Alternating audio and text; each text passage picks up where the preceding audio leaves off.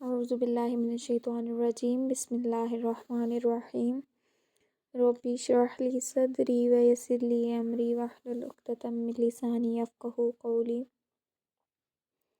آج کا جو ہمارا سبق ہے وہ کچھ پچھلا بھی میں اس میں ایڈ کروں گی، کیونکہ اس میں مجھے محسوس ہوا ہے کہ کچھ چیزیں ایسی ہیں جو سمجھانے والی تھی، جو تصویر کے ذریعے جو ہے وہ نہیں ہو سکا تھا۔ تو باقی چیزیں تو آپ کی ویسے سمپل ہیں، جو اوپر الفاظ معنی آپ کے دیے گئے اور یہ کالم وغیرہ وہ تو آپ خود سے کر سکتے ہیں۔ آگے آپ کہتا ہے اعراب سے الفاظ کے معنی میں تبدیلی، کہ اعراب کے ذریعے ہم الفاظ کے معنی میں تبدیلی جو ہے وہ کیسے کر سکتے ہیں۔ اب اردو میں بعض تلفظ ایسے ہوتے ہیں کہ جو لکھنے میں بالکل ایک جیسے نظر آ رہے ہوتے ہیں، جیسے آپ کا یہ نیچے جو آپ کے کالمز دیے گئے ہیں، ان کو آپ دیکھیں تو ان میں سارے کے سارے دونوں سائڈ پہ لکھے ہوئے ایک جیسے نظر آ رہے ہیں، لیکن ان کے جو معنی ہیں اعراب لگانے کی وجہ سے۔ اعراب کیا ہوتی ہیں؟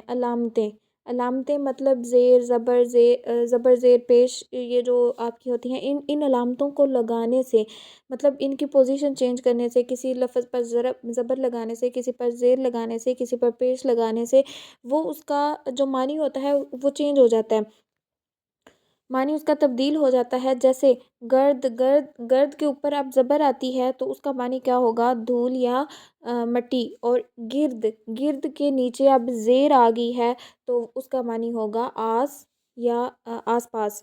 اب اس کے بعد ہم نیچے اپنی الفاظ معنی میں دیکھتے ہیں تو یہ دیکھیں، وہ کہتا ہے کہ دونوں لفظ ہمارے دیکھے ہوئے جو ہیں وہ ایک جیسے ہیں، دیکھنے میں بالکل ایک جیسے ہیں، تینوں میں سیم حروف جو ہیں وہ استعمال ہوئے ہیں، لیکن ایک کے نیچے زیر کا استعمال کیا گیا ہے اور ایک جو ہے وہ اس کے اوپر زبر کا زبر کا استعمال کیا گیا ہے۔ جیسے آپ پہلی دیکھیں تو کرن ہے، کرن اب کیا ہوتی ہے؟ شعاع ہوتی ہے، اور یہ آپ کی جو ہے وہ دوسری کرن ہے، جس کا معنی جو ہے وہ آپ کا لیس کے معنی میں آتا ہے۔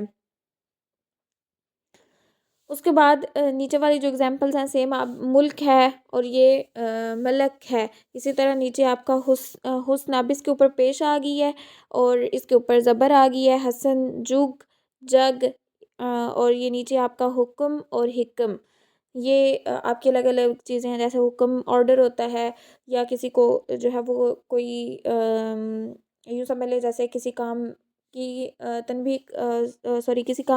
کسی کام کا حکم دینا، یعنی کسی کام کا آرڈر دینا، کسی کام کو کرنے کا جو ہے وہ بولا جانا۔ اور حکم آپ کا ہوتا ہے، جو حکمت آپ کی ہوتی ہے، دانائی جو آپ کی ہوتی ہے، اس کے معنی میں آتی ہے۔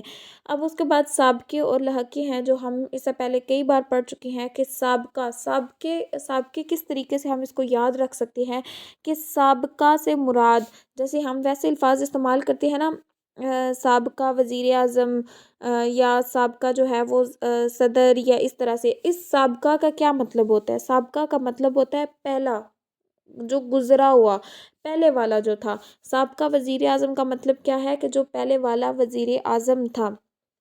تو اس کو ہم یہ اس طریقے سے یاد رکھ سکتے ہیں کہ اگر سابقہ کا مطلب پہلے والا ہوتا ہے تو سابقے کا مطلب ہوگا کہ وہ لفظ جو کسی لفظ کے پہلے شروع میں لگایا جائے، ٹھیک ہے؟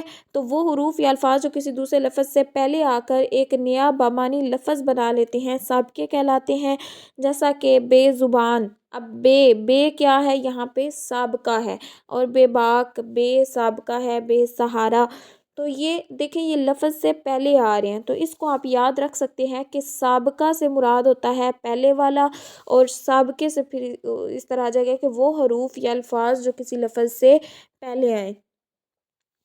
اس کے بعد آپ کا آتا ہے لاحقہ، اور لاحقے جو ہیں وہ آپ کے اگر یہ سابقہ آپ کا پہلے والا ہوگا تو اس کا مطلب کہ لاحقہ آپ کا اس کا الٹ ہو جائے گا، تو کسی لفظ کے آخر میں جو لفظ آئے گا وہ ایک نیا بامعنی لفظ بنا دے گا، اور اس کو ہم لاحقہ کہتے ہیں۔ جیسے روشن دان، اب اس میں جو دان ہے وہ آپ کا لاحقہ ہے۔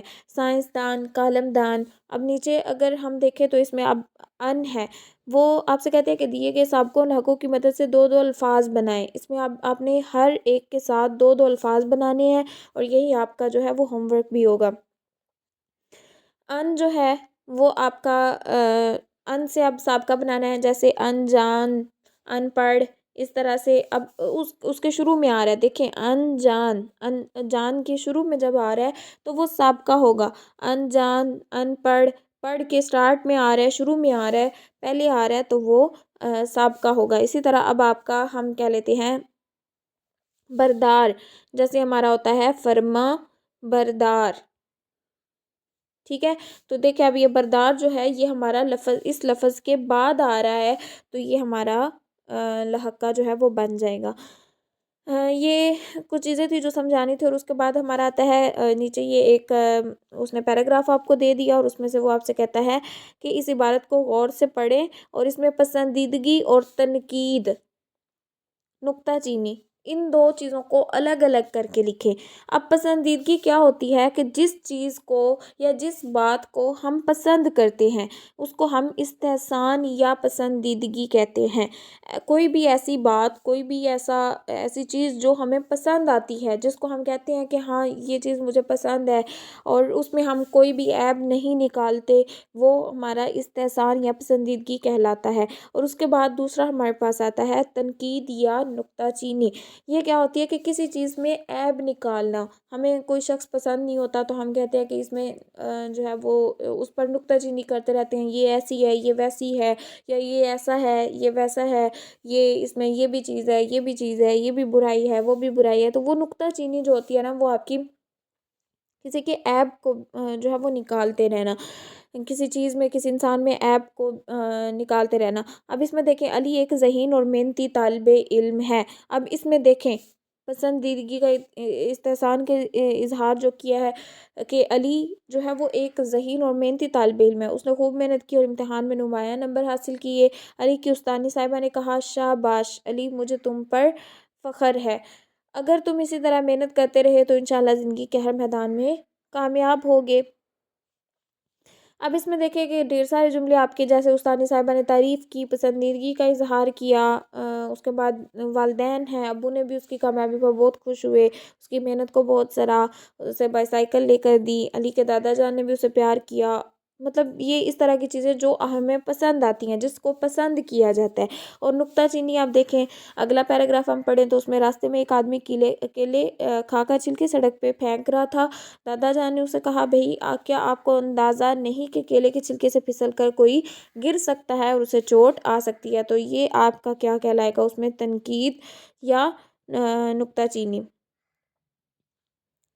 تو یہ ہمارا آج کا سبق تھا، اس کو آپ نے اچھے طریقے سے کر لینا ہے، اور ہوم ورک میں آپ نے جو ہے وہ سابقے اور یہ جو آپ کے ہیں پیراگراف، ان کو آپ نے کرنا ہے، ان کو اچھے طریقے سے ایک دفعہ گرامر سے بھی دیکھ لیجئے گا، تو اس کو اچھے طریقے سے کر کے اس کو سینڈ کرنا ہے۔ آج کا ہمارا سبق کتنا ہی تھا۔ اللہ حافظ۔